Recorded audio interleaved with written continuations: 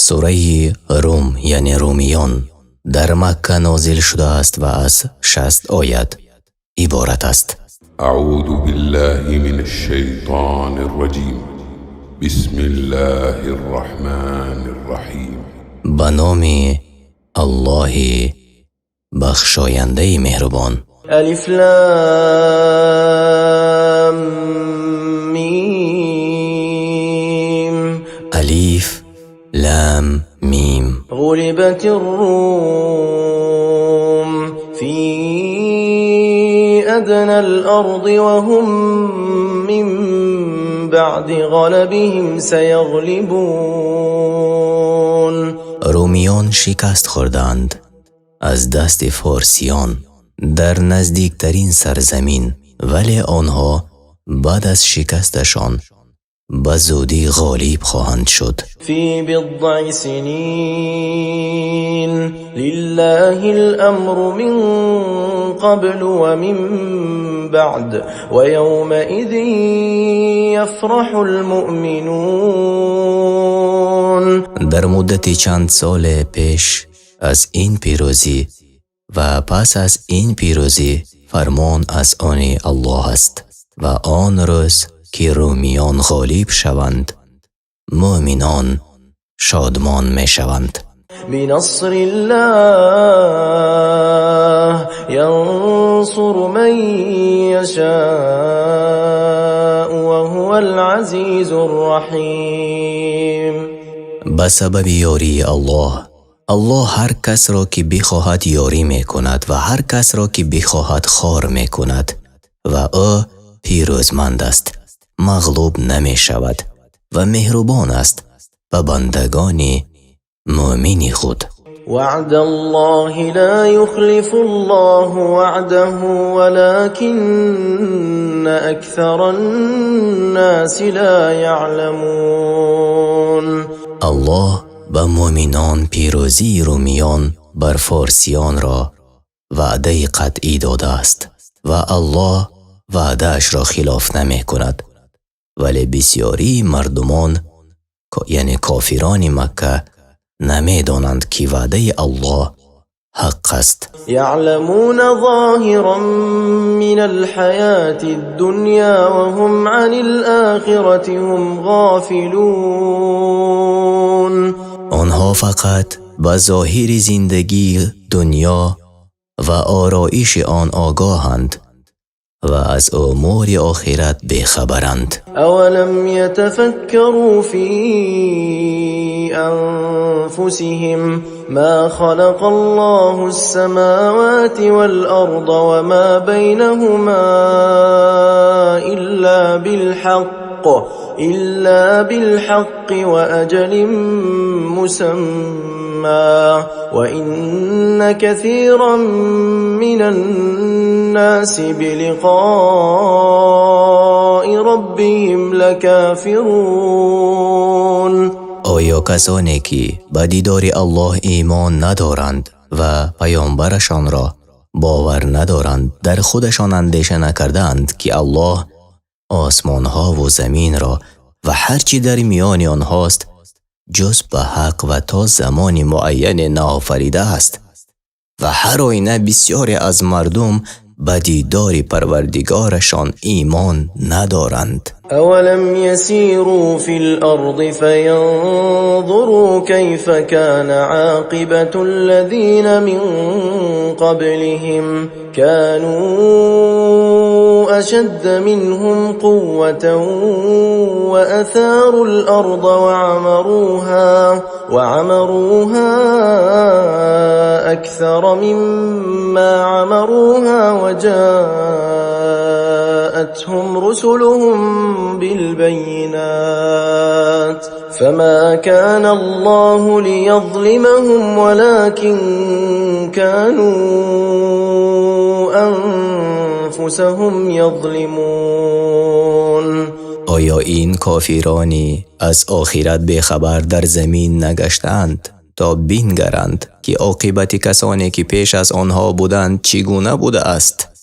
آنها در جسم بس نیرومندتر از آنها بودند و زمین را شدگار کردند و در آن زراعتها کاشتند و بیش از آنچه اینها یعنی اهل مکه آبادش کردند آن را آباد ساختند، ولی عمارت‌های آنها و عمر درازشان به آنها فایده نکرد و پیامبرانشان با معجزه‌ها به سویشان آمدند، ولی با وجود این آنها ایمان نیاوردند.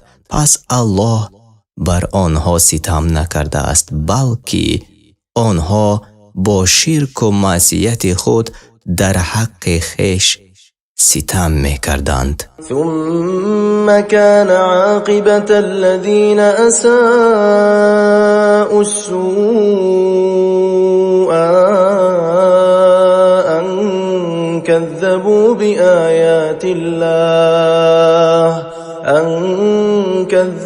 بآيات الله وكانوا بها يستهزئون. سپس عاقبت آن کسانی که کارهای بد کردند بدتر شد، زیرا آنها آیات الله را دروغ برآوردند و آن را به مسخره می گرفتند. الله يبدأ الخلق ثم يعيده ثم إليه ترجعون ويوم تقوم الساعة يبلس المجرمون. الله آفرینش موجودات را آغاز می کند، سپس آن را دوباره برمیگرداند. آنگاه همه خلق به سوی او بازگردانیده می شود. پس نیکوکاران را به سبب نیکوکاریشان و بدکاران را در برابر بدکاریشان جزای مناسب می دهد. و روزی که قیامت برپا شود، گناهکاران آن روز برای نجات یافتنشان از عذاب حیرت زده و ناامید بمانند. ولم يكن لهم من شركائهم شفعاء وكانوا بشركائهم كافرين. و برای آن مشرکان از معبودانشان که آنها را در دنیا به جای الله عبادت کرده اند هیچ شفاعت کننده نخواهد بود و خود نسبت به معبودانشان باور ندارند، بلکه در این وقت معبودانشان از آنها بیزاری می جویند و آنها نیز از معبودانشان بیزاری می جویند.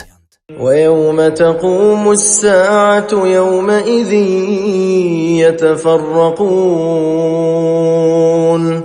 و روزی که قیامت برپا شود در آن روز اهل ایمان و اهل کفر از یکدیگر جدا شوند. فأما الذين آمنوا وعملوا الصالحات فهم في روضة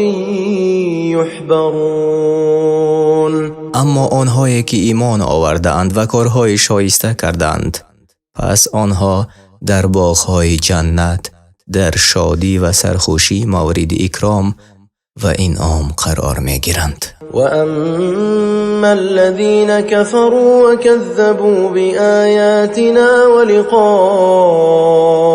الآخرة فأولئك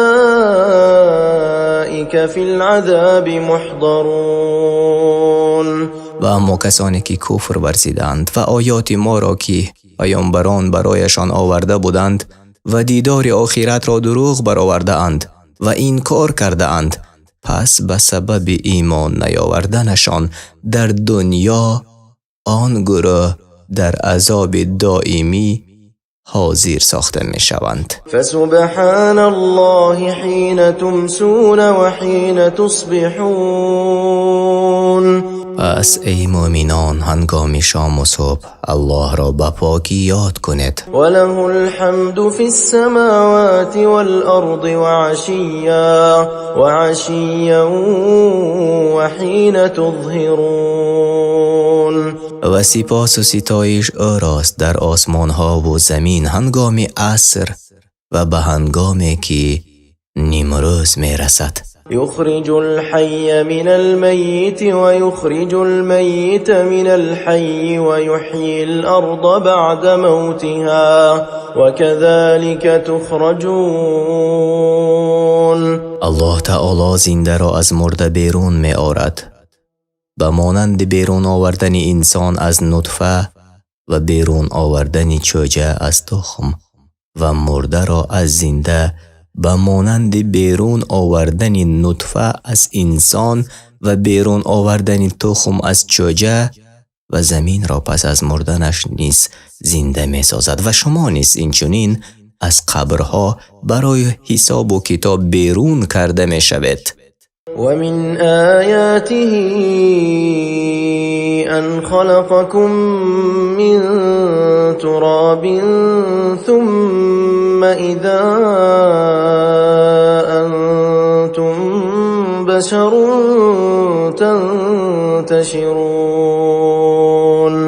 و یکی از این نشانه های بزرگ و کمال قدرت الله این است که پدر شما آدم علیه السلام را از خاک بیافرید تا آنگاه انسان‌های زیاده شدید و به هر سو پراکنده گشتید. و من آیاته ان خلق لكم من انفسكم ازواجا لتسكنوا إليها وجعل بينكم مودة ورحمة إن في ذلك لآيات لقوم يتفكرون. و از نشانه های دلالت کننده بر بزرگی او و کمال قدرتش آن است که برایتان از جنس خودتان همسران آفرید تا با آنها آرامش یابید و میان شما دوستی و مهربانی نهاد.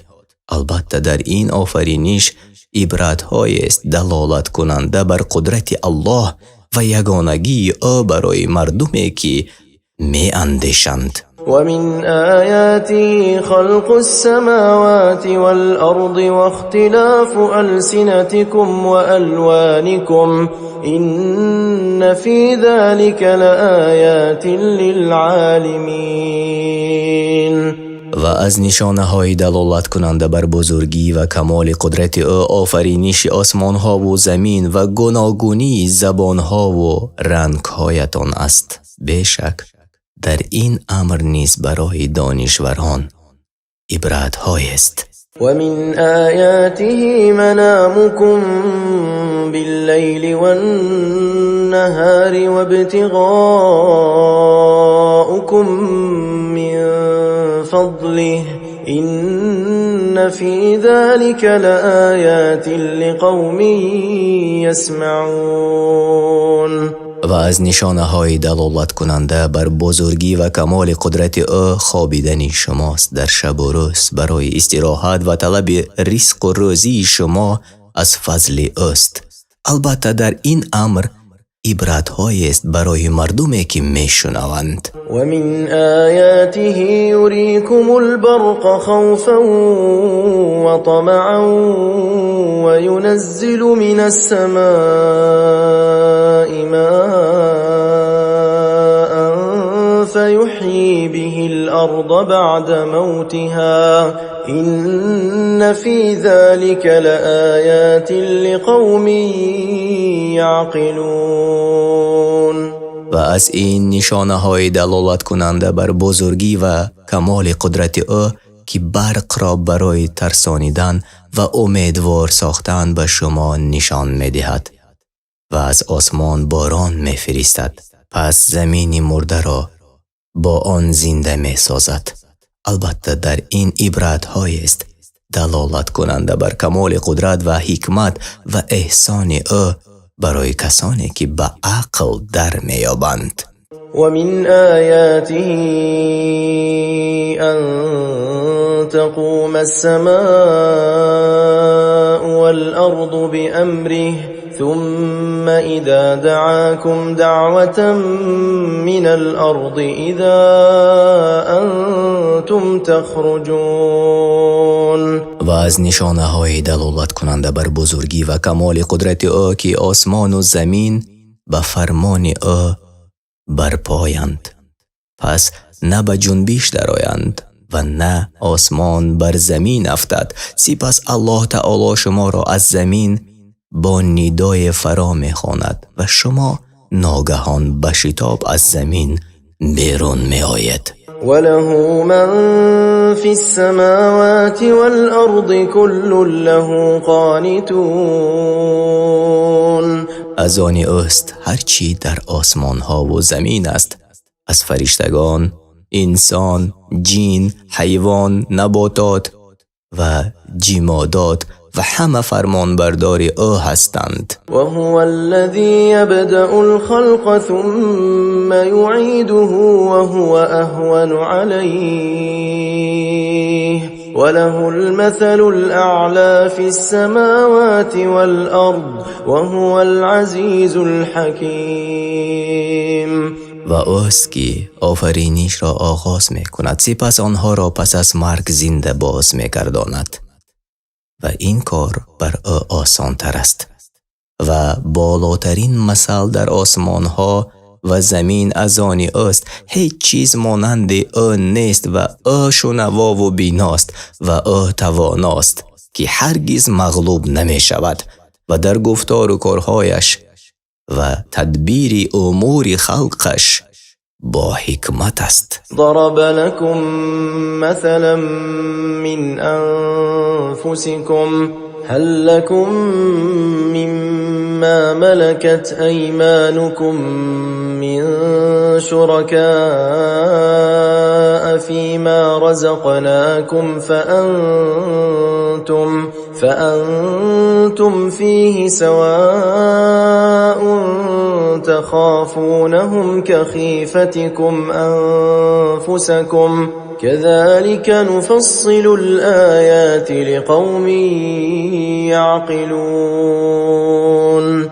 الله برایتان ای مشرکان از خودتان مسئله زده است. آیا بندگانتان یعنی غلامانتان در آنچه به شما رزق و روزی داده ایم با شما شریک هستند تا شما در آن برابر باشد، همان گونه که شما از شریکان آزاد خود بیم دارید از آنها هم بیم داشته باشد. حقیقتا هرگز شما به این تقسیمات راضی نمی شود. پس چگونه راضی می شود که برای الله کسی را از مخلوقش شریک می آورد؟ این چنین آیات را برای گروهی که خیرت می ورزند بر روشنی بیان می کنیم. بل اتبع الذين ظلموا أهواءهم بغير علم فمن يهدي من أضل الله وما لهم من ناصرين. بلکه ستمکاران به هیچ دانش از هوای نفس خود به پدرانشان پیروی کردند و آنها را در جهل و گمراهی همشریکی نمودند. آنها را از الله گمراه کرده است. چه کسی هدایت می کند؟ آنها را هیچ یاری دهنده نیست که از عذاب الله نجاتشان دهد. فأقم وجهك للدين حنيفا فطرة الله التي فطر الناس عليها لا تبديل لخلق الله ذلك الدين القيم ولكن أكثر الناس لا يعلمون. پس ای رسول، خود و پیروان تو راه خود را به حق گرایی و اخلاص به سوی دین بگردانید و همیشه پایدار باش بر این دین اسلام که این فطرت الهی است که الله تعالی مردم را بر آن آفریده است. دیگرگونی در آفرینش الله نیست. این از دین استوار که بر راه مستقیم و به سوی خوشنودی پروردگار جهانیان و جنت او راه می نماید. ولی اکثر مردم این حقیقت را نمی دانند که دین حق اسلام است نه دیگر دینها. منيبين إليه واتقوه وأقيموا الصلاة ولا تكونوا من المشركين. به سوی الله با توبه و اخلاص و عمل باز گردید و از او بترسید با انجام دادن امرهایش و دور بودن از نافرمانی هایش و نماز را با ارکان، واجبات و شرطهایش برپا دارید و از گروه مشرکان مباشید که برای او شریک می آورند. من الذين فرقوا دينهم وكانوا شيعا كل حزب بما لديهم فرحون. مباشید از کسانی که دینشان را پراکنده ساخته و گروه گروه شدند. هر گروه به آنچه که نزد خود دارند خرسندند و میپندارند که آنها بر حقند و دیگران ناحق. وإذا مس الناس ضر دعوا ربهم منيبين إليه ثم إذا أذاقهم منه رحمة إذا فريق منهم بربهم يشركون.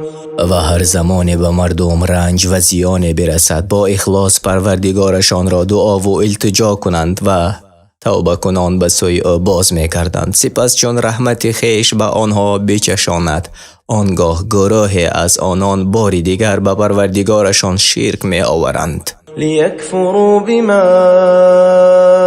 آتيناهم فتمتعوا فسوف تعلمون. عاقبت نعمت را که به آنها داده ایم ناشکری کنند پس در دنیا اندک از فراخ دستی و وسعگی رزق بهره‌مند شوید. ای مشرکان به زودی خواهید دانست چی عذاب شما را در آخرت انتظار است. ام انزلنا عليهم سلطانا فهو يتكلم بما كانوا به يشركون. آیا برهان و دلیل بر آنها نازل کردیم پس آن دلیل از چیزی که به الله شریک می سازند سخن می گوید. وإذا أذقنا الناس رحمة فرحوا بها وإن تصبهم سيئة بما قدمت أيديهم إذا هم يقنطون. چون به مردم رحمت بچشانیم شادمان می شوند با سرمستی و گردن کشی و چون به سبب کارهایی که کرده اند رنج یا کمبغلی یا قحطی یا بیماری بر آنها رسد ناگاه آنان مایوس و ناامید می گردند. یعنی بیماری، کمبغلی و سختی آنها را ناامید می کند. اولم يروا ان الله يبسط الرزق لمن يشاء ويقدر إن في ذلك لآيات لقوم يؤمنون. آیا ندیدند که الله رزق هر کس را که بخواهد برای امتحان کردن فراوان می کند و برای هر کسی که بخواهد برای آزمایش کردن تنگ و کم می گرداند؟ البته در این فراوانی و تنگی نعمت عبرت‌هایی است برای مردمی که ایمان می آورند. فآت ذا القربى حقه والمسكين وابن السبيل ذلك خير للذين يريدون وجه الله وأولئك هم المفلحون. پس ای مومین حق خویشاوندان، مسکین و در راه مانده را ادا کن. این بهتر است برای کسانی که خوشنودی الله را می جوید و اینهایند که از عذاب نجات یافتگانند. و ما آتیتم من ربا لیربو فی اموال الناس فلا يربو عند الله وما آتيتم من زكاة تريدون وجه الله فأولئك هم المضعفون. و آن مالی که به قصد ریبا می دهید تا فایده شما از مال مردم بیفزاید، پس نزد الله هیچ نیفزاید و مالی که برای خوشنودی الله از باب زکات و صدقه می دهید برکت آن بیفزاید. کسانی که چنین کنند پس اینها پاداش دوچند دارند. الله الذي خلقكم ثم رزقكم ثم يميتكم ثم يحييكم هل من شركائكم من يفعل من ذلكم من شيء سبحانه وتعالى عما يشركون. الله ذات است که شما را بیافرید، سپس رزق داد، سپس میراند، سپس دوباره زنده می کند. آیا کسانی را که شریک الله می سازد هیچ از این کارها تواند انجام داد؟ الله تعالی پاک است و از هر چی برایش شریک می آورند بالاتر است. ظهر الفساد في البر والبحر بما كسبت أيدي الناس ليذيقهم بعض الذي عملوا لعلهم يرجعون. به سبب اعمال مردم فساد در خشکی و دریا آشکار شد تا به آنها جزای بعضی از کارهایشان را که در دنیا کرده بودند بچشاند، شاید که آنها از گناهانشان توبه کرده بازگردند. قل سيروا في الأرض فانظروا كيف كان عاقبة الذين من قبل كان أكثرهم مشركين. بگو ای پیامبر، به دروغ برآوردگان رسالتت در زمین بگردید و به چشم عبرت بنگرید که عاقبت کاری پیشینیان، یعنی مانند قوم نوح، عاد و ثمود که اکثر آنها از مشرکان بودند چگونه بوده است. فأقم وجهك للدين القيم من قبل أن يأتي يوم لا مرد له من الله يومئذ يصدعون. پس به دین درست و پایدار که همانا اسلام است روی بگردان با انجام دادن امرهایش و دور بودن از نافرمانی‌هایش، و پیش از آن که روز قیامت فرا رسد که رد کردنش را هیچ کس نتواند. در آن روز مردم به گروه ها تقسیم می شوند تا اعمال خویش را ببینند. من كفر فعليه كفره ومن عمل صالحا فلأنفسهم يمهدون. کسانی که کافر باشند کفرشان به زیانشان باشد و آنها که کاری شایسته کرده باشند پس برای خود پاداش نیکو آماده کرده اند. لیجزی الذین آمنوا وعملوا الصالحات من فضله انه لا يحب الكافرین. تا کسانی را که ایمان به الله و رسولش آوردند و کارهای شایسته کردند از فضل خود پاداش دهد. به تحقیق الله کافران را دوست نمی دارد. و من آیاته ان يرسل الرياح مبشرات وليذيقكم من رحمته ولتجري الفلك بأمره ولتبتغوا من فضله ولعلكم تشكرون. و از نشانه های دلالت کننده بر بزرگی قدرت او آن است که بادهای مژده دهنده را می فرستد تا رحمت خود را به شما که همانا باران، فراوانی، سرسبزی است برساند و تا کشتی ها به فرمان او روان باشند و از فضل او روزی بجوید. باشد که شکر گوید و او را به یگانگی پرستش کنید. ولقد أرسلنا من قبلك رسلا إلى قومهم فجاءوهم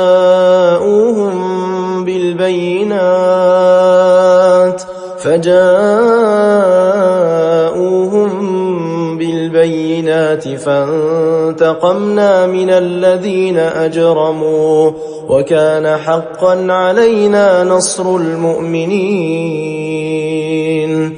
و براستی ای رسول پیش از تو پیامبران را به سوی قومشان به عنوان بشارت دهنده و بیم کننده فرستادیم.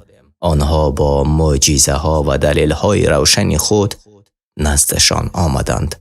پس ما از کسانی که گناه کردند انتقام گرفتیم و هلاکشان ساختیم و یاری دادن مؤمنان بر عهده ما بود. این چنین میکنیم تا تکذیب کنندگان تو مادامی که بر دروغشان پایدار باشند و ایمان نهارند. الله الذي يرسل الرياح فتثير سحابا فيبسطه في السماء كيف يشاء ويجعله كسفا فترى الودق يخرج من خلاله فإذا أصاب به من يشاء من عباده إذا هم يستبشرون. الله ذات است که بادها را میفرستد تا ابرها را برانگیزد و چنان که خواهد بر آسمان پهن و پریشان کند و آن را پارچه پارچه کند.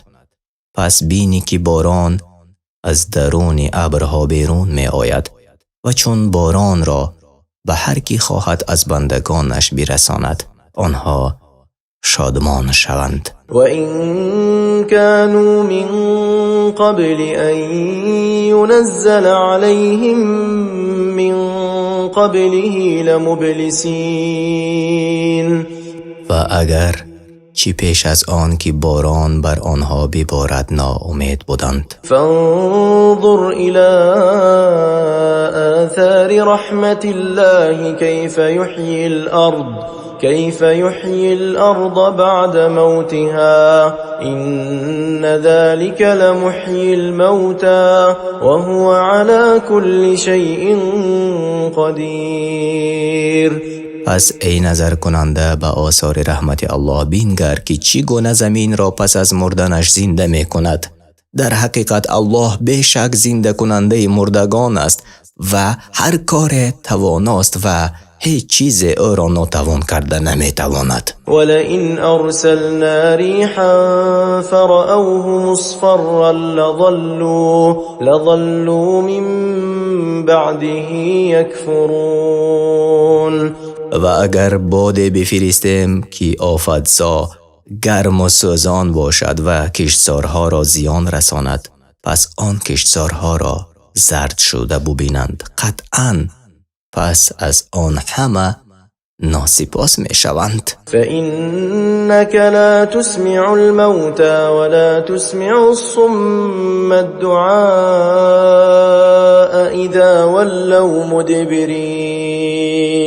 به تحقیق تو ای رسول نمی توانی سخنت را به دل مردگان بشنوانی و نمی توانی سخن حق را به کاران یعنی کار از شنوانی حق بشنوانی هنگامی که روی برمیگردانند و میروند. پس از ایمان نیاوردن مشرکان غمگین مباش زیرا آنها مانند کاران و مردگان نمیشنوند و پیخست نمی کنند اگر چند حاضر باشند. پس چگونه است حال کسانی که از تو روی برمیگردانند و نزد تو حاضر نیستند؟ وما أنت بهاد العمي عن ضلالتهم إن تسمع إلا من يؤمن بآياتنا فهم مسلمون. تو ای رسول هدایت کننده نابینایان از گمراهیشان نیستی تو صدایت را تنها به گوش کسانی میرسانی که به آیات ما ایمان آوردند، پس آنها فرمان بردارند.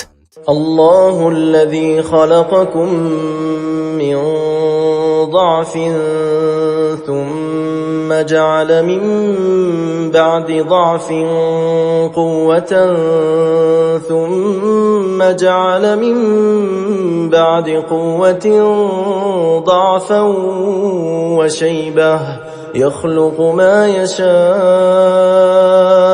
وهو العليم القدير.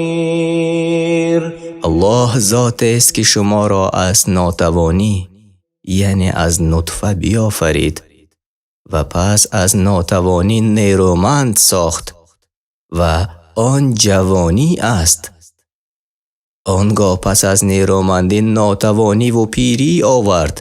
هرچی بخواهد می آفریند و او به خلقش دانا و بر همه چیز تواناست. ويوم تقوم الساعة يقسم المجرمون ما لبثوا غير ساعة كذلك كانوا يؤفكون.